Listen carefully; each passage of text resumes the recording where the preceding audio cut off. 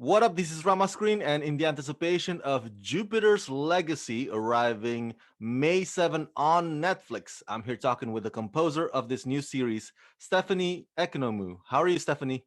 I'm doing very well, Rama. How are you? Good. Thank you for taking the time. Congratulations on this new series. This show is based on Mark Miller's graphic novel and developed for Netflix by creator showrunner Stephen S. D. Knight. So let me start with the obvious question here. How did you get on board this project, and were you familiar with the comic book prior to it? I was not familiar with the comic book. It kind of started as just one of those things where one of the executive producers, Hamid Shaukat, we had a couple friends in common, and he had heard my music. And this was kind of early days, just right when they were um, at towards the end of production. He just gave me a call and was like, "Listen, I heard your music. I think you might be really well suited creatively for this. Do you want to come in and have a meeting with Steven?" And I was like, sure. It was kind of sort of out of the blue. And they had sent me a couple scripts. And I think the first episode at that point they had cut together. And I was just really surprised. I was surprised at their interpretation of this superhero narrative. It felt so much more like a family drama. It just had a lot of complexity, and it was so nonlinear, and it was just a really interesting story. So I was so excited to even be considered for the opportunity. And it was kind of known from the beginning that music was going to be a really important storytelling feature of the show. So I was really excited by all of the possibilities that the music, all of the roads that the music could explore.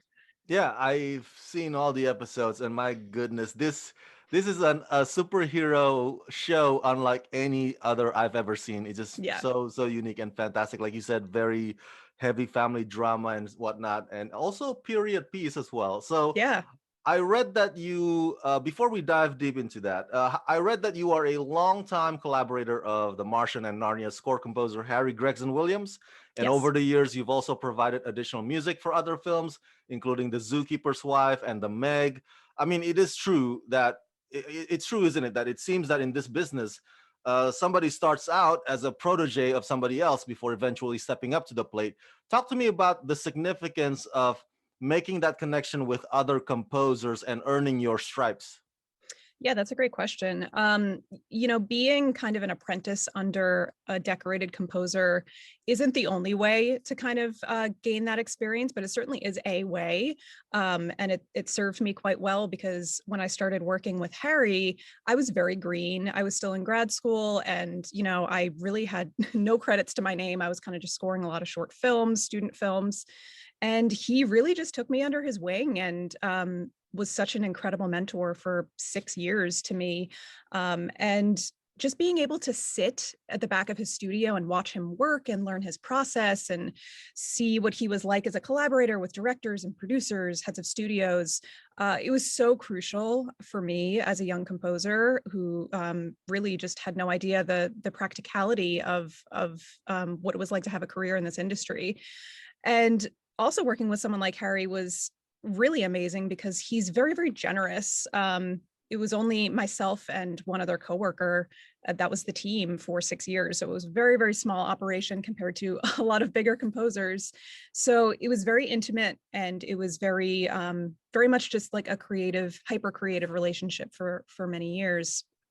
So being able to be on these projects with him, also he's such a diverse composer, so scoring Meg and then turning around and scoring an indie drama like Breath, and then doing Mulan, and then doing a Disney nature movie about penguins. It was a wild experience to be able to have the opportunity to compose music for such drastically different films and TV shows.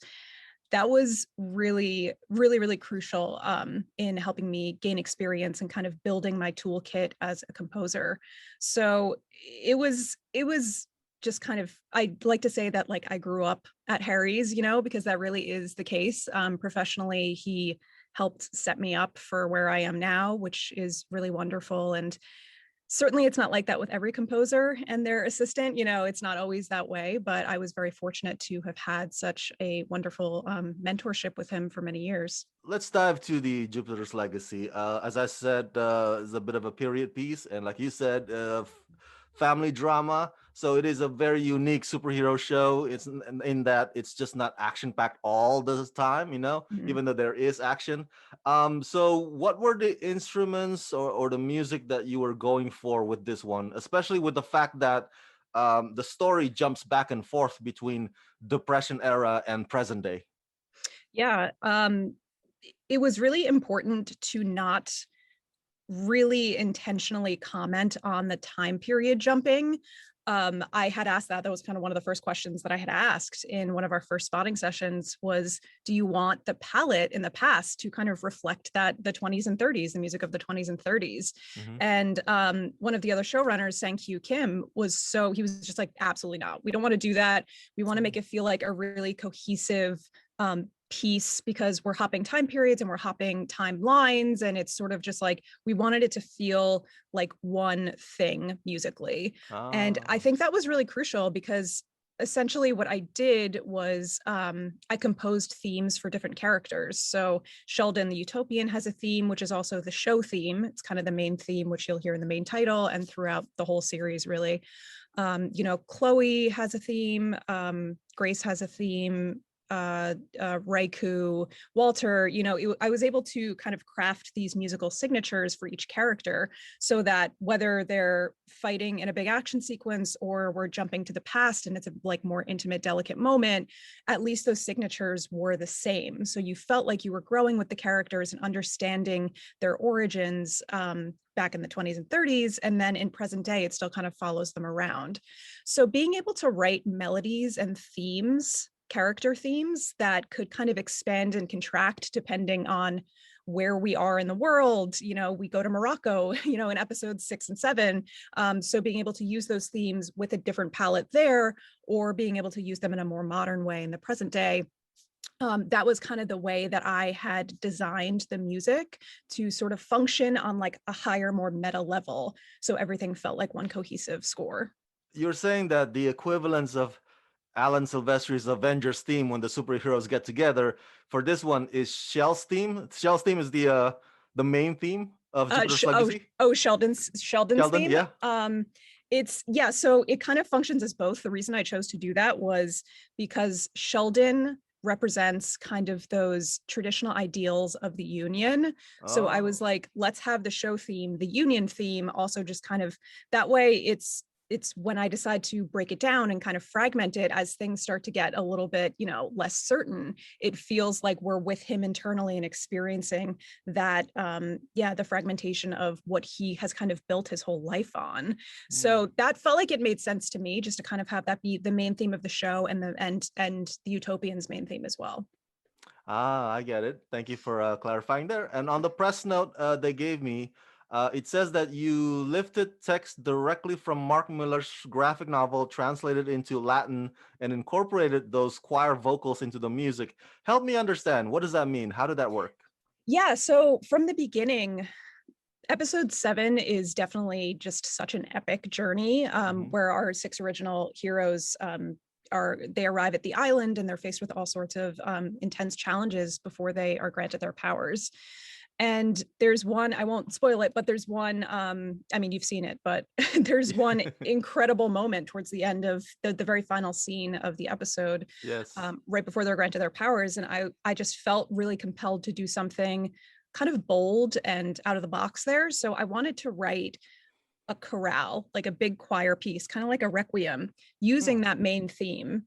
Um, and my idea was, knowing that I had to build to that moment over the course of the series, kind of unwind the idea of using vocals. So throughout the entire season, you'll hear just little small experimental kind of nuggets of vocals that are sort of teasing Sheldon along the way. That way, when we get to this point in episode 7, we have this big choir realization, and it just feels like it feels intentional, it feels earned. That was kind of my plan from the beginning, and that was something that was decided before I even wrote a note of music. And so in order to make that moment even more impactful, I was like, why don't I dive into the comics and take Mark Millar's text and have the choir sing that, like make those the lyrics, because that just felt kind of a nice way to sort of loop it all in together and make it feel like, a really cool piece that uses the original material. So a lot of the vocals leading up to that moment were in Latin. And so I just translated, I had a friend who's the vocalist on the series, translate it into Latin and then set that as the text for what the choir sings. That is very inventive. Good on you. Thank you. I saw on your background there. Obviously, you play the violin and the viola. I do. Do we hear a bit of your solo on this show? Yes, there is quite a bit of kind of just like strange violin effects. Actually, Grace's character has a theme that's on bells, and it also has these violin harmonics, which was recorded by me. Then in episode 6 and 7, there's this kind of really pronounced, intense viola solos. They happen during that big storm on the boat in episode 6, and it happens again on episode 7 as they arrive on the island. So just like very pronounced forward arpeggiated viola part, which helped to kind of solidify the drama and the tension and the excitement and stuff like that. So it was fun to be able to just, throw up a mic and kind of experiment, and it felt like the right instrument for certain moments. And finally, what's coming up next for you, Stephanie? And will you be taking on a protege under your wing, just like you were? Well, I just finished up a DLC for Assassin's Creed called Siege of Paris, and that's coming out this summer. And I'm just starting right now on a feature documentary film from Lucasfilm. It's about a robotics competition, so that's obviously very different than what I've been doing. And then I'm doing another title for Assassin's Creed, starting pretty soon on that, and a short animated film for Universal. And yeah, just a few things in the pipeline. As far as a protege, I would really love to. I think that's something that's just important for everyone to just kind of give back. And there's something called the Alliance for Women Film Composers, which I'm a board member for. And it's just a wonderful community of hundreds of female composers. And it's really important for me to kind of just like do some outreach there. I've contacted many people that I've met through the Alliance. And I'm currently working with one on the documentary. She's just like an extra set of hands to help out. So definitely trying to engage more of the female and female composer community to kind of bring them in and kind of just like have them hang out and see what's up. All right. For my fans at home, everybody go check out Jupiter's Legacy, arriving May 7 on Netflix. Stephanie, thank you for talking to me, and congratulations. Thank you so much. It was a pleasure.